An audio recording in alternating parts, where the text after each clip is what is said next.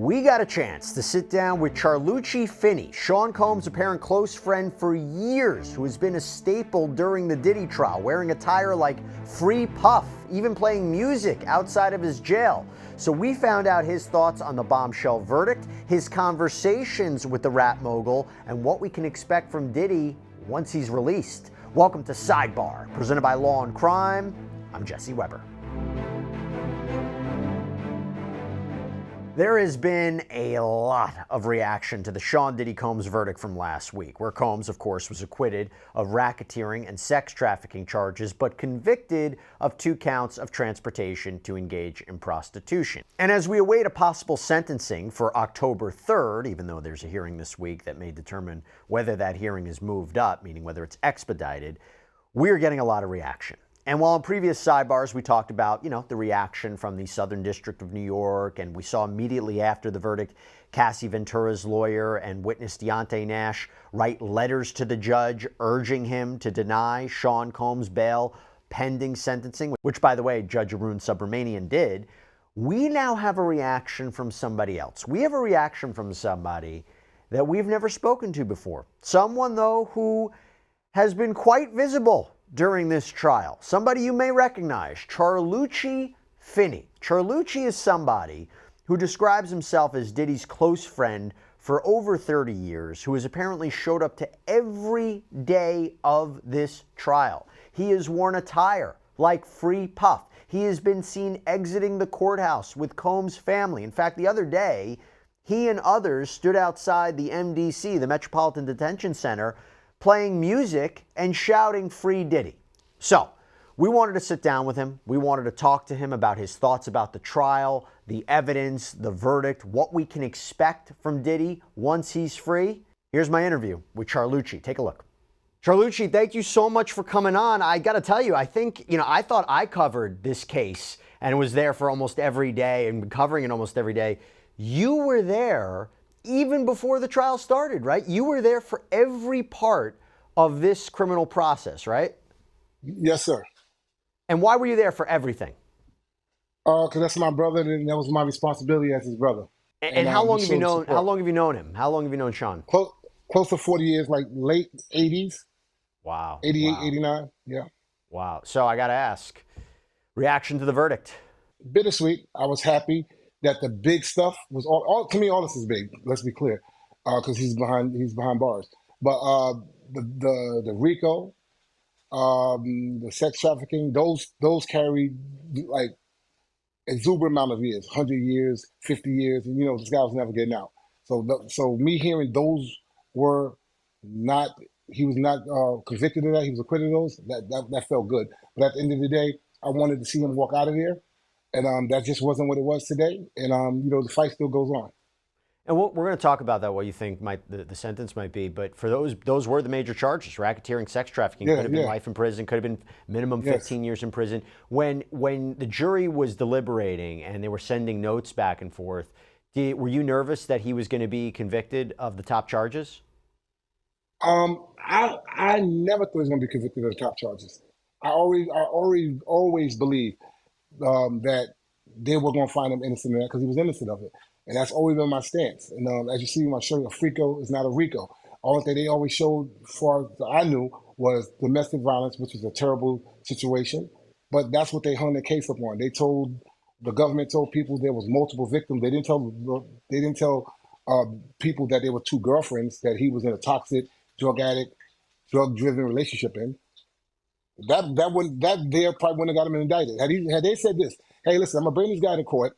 He has 2 girlfriends that he's been having gratuitous, consensual sex with, threesomes, and voyeurism, and I also want to throw in some drugs. So I want to lock him up for the rest of his life and take everything he's worked hard for.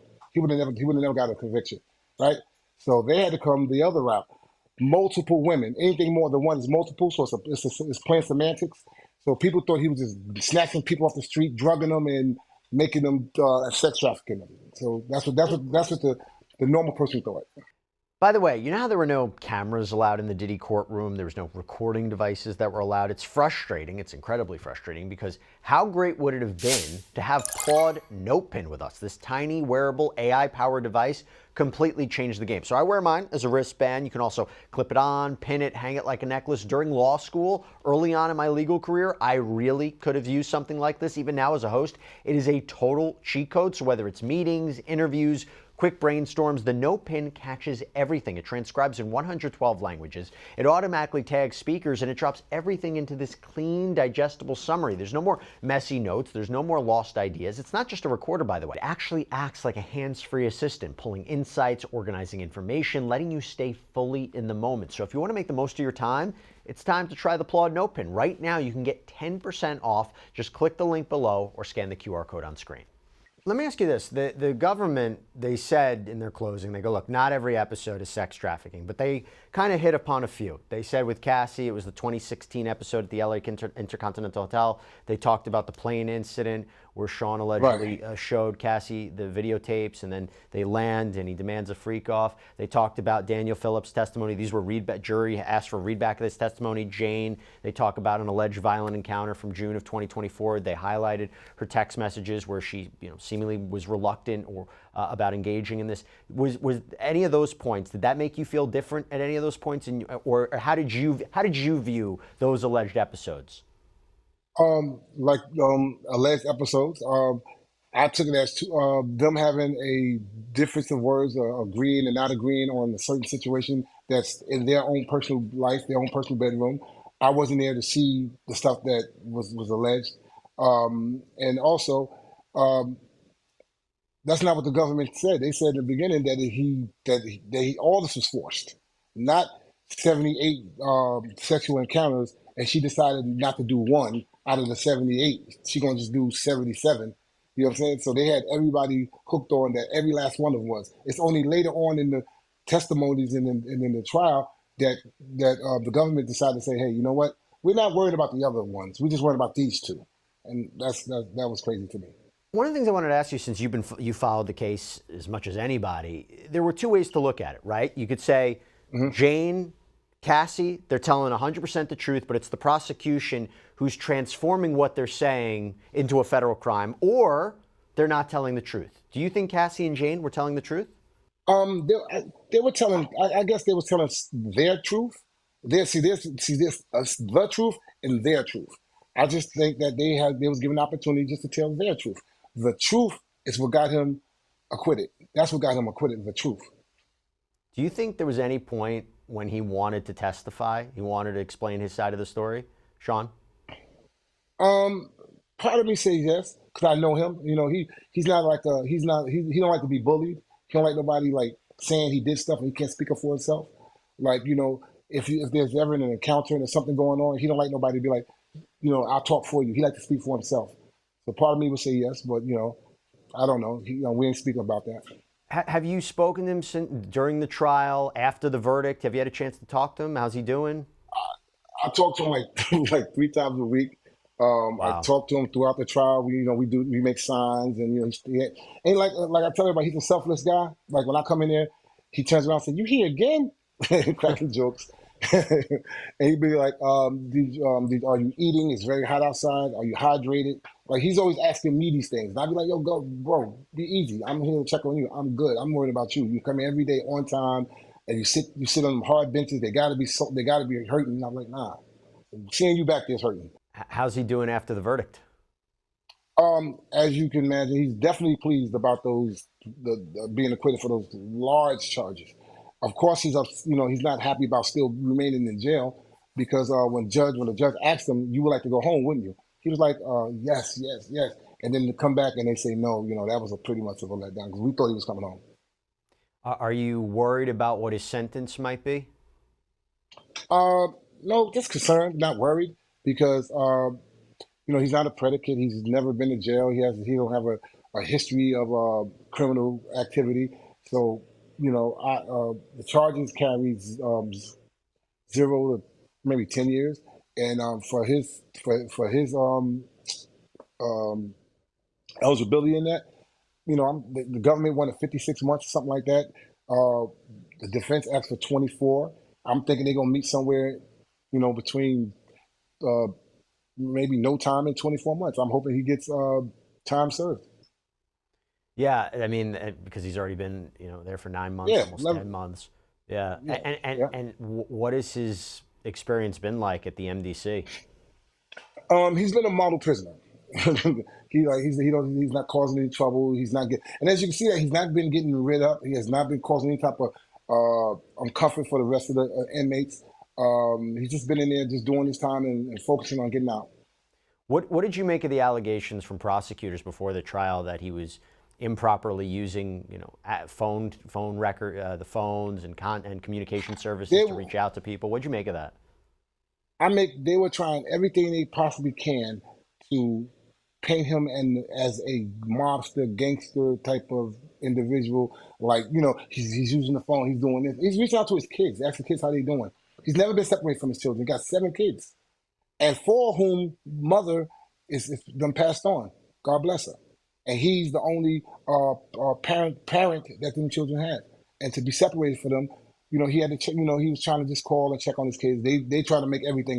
They just, you never heard the saying, "Don't make a federal case out of it." Yeah, That's what happened. yeah. Yeah, that's what they were. I think I've used that phrase. I think I've used that phrase. They make before. they make a federal case out of everything. Has he told you? Let's say he gets time served, okay, and let's say he gets released Okay. in October, maybe sometime sooner. Has he indicated what he wants to do with his life moving forward? He's going to. I mean, Sean's a very, very smart guy, and I'm saying he'll become a billionaire and the creator of all these businesses.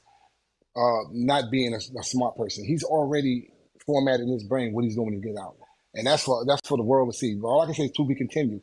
But I know the first thing he's going to do is go see his mom, kiss all over her, love all over her. Same thing with his children. She's going to cook him the best meal he ever had. And he just want to be loved around his family. That's what he just missed all that. He missed birthdays, he missed Christmases, he missed Thanksgivings, he missed all that graduations. He missed all the important factors in his children's life. Do you think there's a concern that the public looks at him differently after everything that came out at the trial or in the civil suits? No, because that's his personal life. That's his personal. I don't, for somebody to pay attention to what's going on in your bedroom to me is insane. You can't. I don't care what you do in your bedroom. Do you think people are going to look at him differently after the Cassie tape, 2016 tape? Um, what they're gonna look at, they seen a dark Sean. That was a drug induced toxic Sean. That wasn't a Sean or the Puff or the Diddy that they know and I know, right? So they understand that this is the reason why you don't let your brother drive home drunk, because he's impaired. There's a reason why you wouldn't let a person that's on drugs babysit your child, because they're impaired. They're not gonna make the right decisions. And there's a reason why some people are like, yo, don't bring Bobby to the party. He's been drinking. Bobby's normally a nice guy, but if he has a couple of drinks, Bobby might act up. So being a drug-induced Sean Combs is a totally different person from a normal, clean Sean Combs who's been in jail for 10 months and that's clean. So in other words, you think his lifestyle is going to be different when he's released? I think the drug-induced part of it will be different. There's rehab, because we're definitely doing that with him to make sure he stays clean. We're definitely doing some what's that counseling as far as anger management, so we know where he went wrong and how to channel certain things opposed to dealing with it through drugs. We don't know what kind of pain he was in, and that's what I want to talk to him about when he get out. What made him do drugs? I don't, because people, they don't just don't wake up one morning, you know what, I'm gonna do drugs. It could have been something tragic. Think when he lost the love of his life. There's a lot of things that he went through in life. You figure the death of Biggie, the death of his wife, his mentor Andre Harrell. I have yet to lose someone that many people back to back in my life. I don't know what kind of pain a person like that can actually endure. Well, I mean, it's good to hear that he's going to help himself, better himself when he comes out. I guess the question is, this whole case was built upon his sex life. I mean, it really was, and Right. what he was convicted of had to do with prostitution. I mean, do you think he's going to continue to engage in anything that's related to that, or after all this, he's going to say, "I'm done"? No, first of all, he's done, right? I already know he's done. And secondly, he didn't think this was crimes. I didn't think they was crimes until I sat through this case. I would have never thought that those was crimes. Never. It changed me. As a person, like I meet somebody like, hey, listen, no, we're not doing that. Ain't no flying nobody anywhere. I mean, there's no hooking up, doing none of that. I tell everybody, practice monogamy. You have somebody. That's what we need to be doing.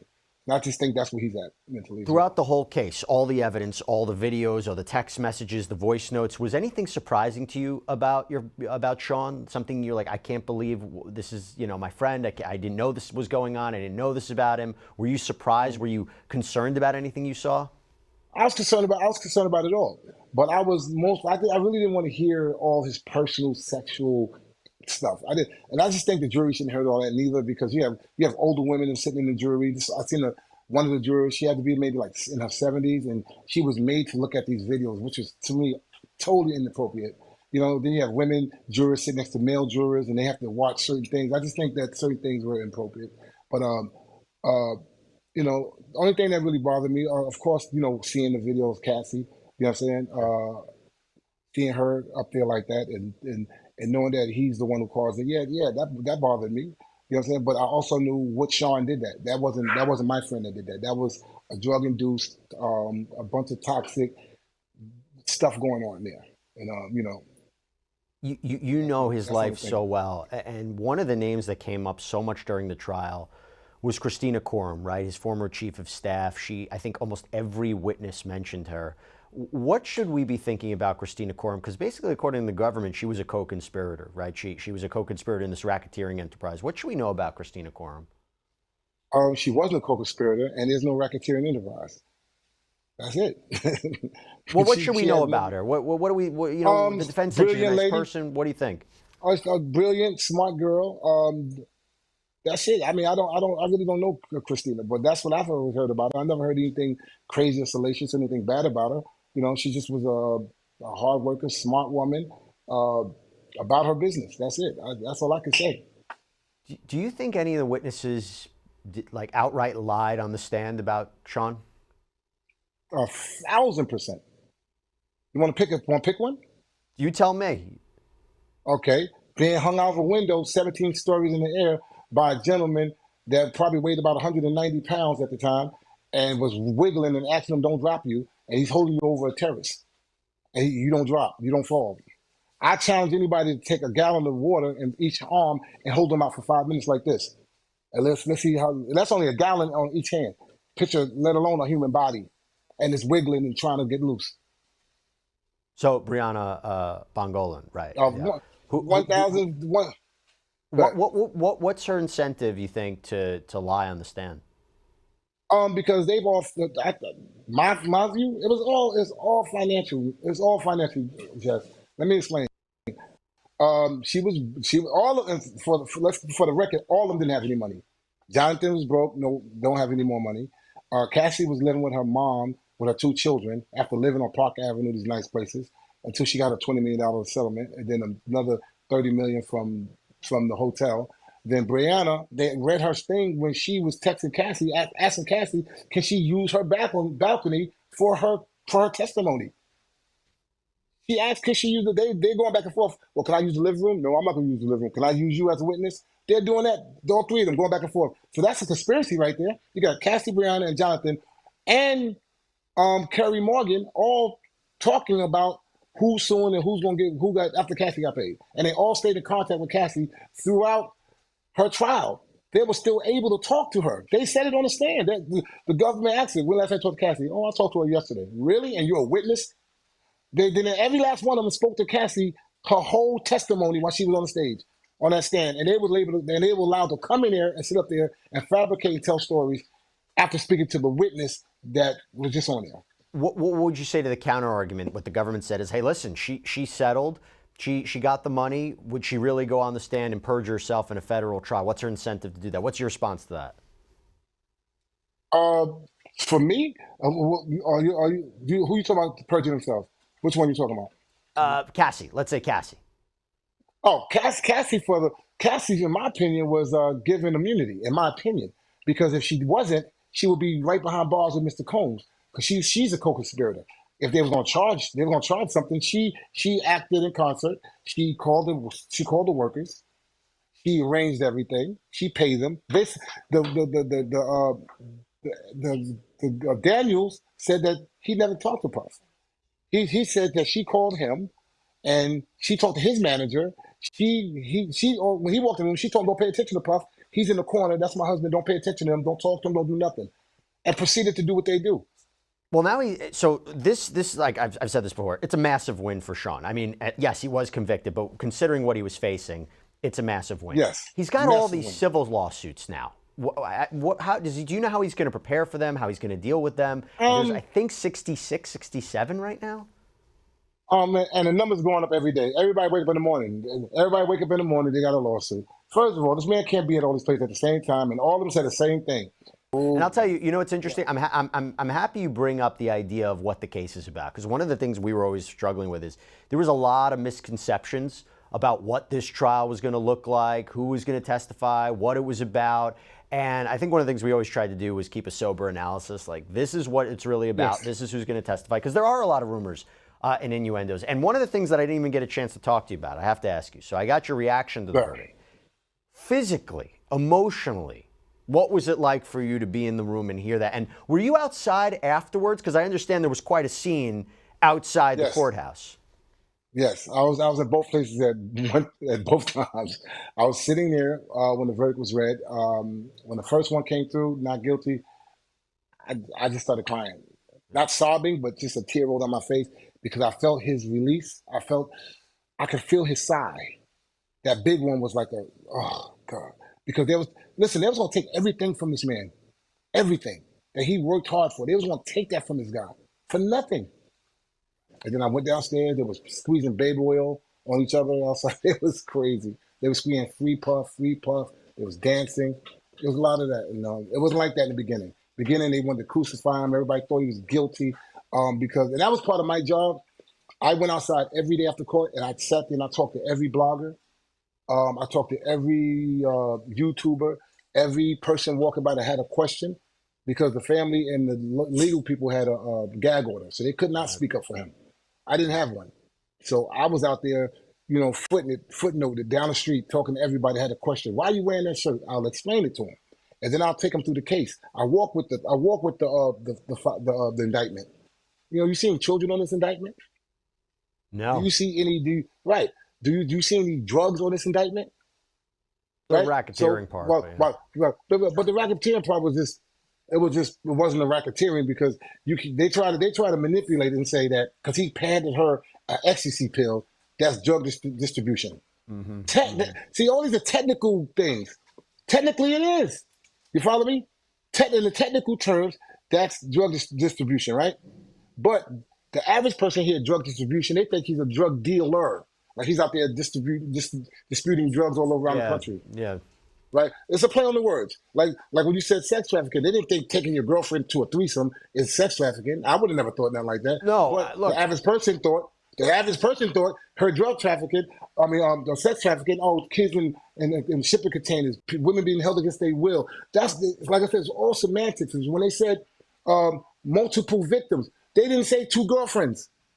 They made people believe it was multiple. See, anything over one is multiple. I hear you. I've been saying since the beginning, it's not only a complicated case, complicated charges, but while I saw where the prosecution was going, you never really know if they made their case, because there were a lot of gray areas. There was a lot and look, the defense, I've said it before, I'll say it again, Sean had incredible lawyers. Oh, the man. Cross-examination was really, really impressive. But I'll tell you, speaking to you, I can only imagine how much he appreciates you as a friend to be going out there and doing that. So, and I know, look, I let everybody know, Inside Baseball, as we're doing the interview, you're getting a ton of calls. You're a very wanted man right now, right after the verdict. So I'm gonna let you go. But Charlucci, thank you so much for coming on. It's a pleasure Jesse, to meet you. Thank you. Thank you. Yeah, and I'm a fan, dog, and like this is an honor to even get to speak to you, though. This is really, really amazing for me. Thank you so much. Thank you so much. Really appreciate it. And walk away with a Frico is not a RICO.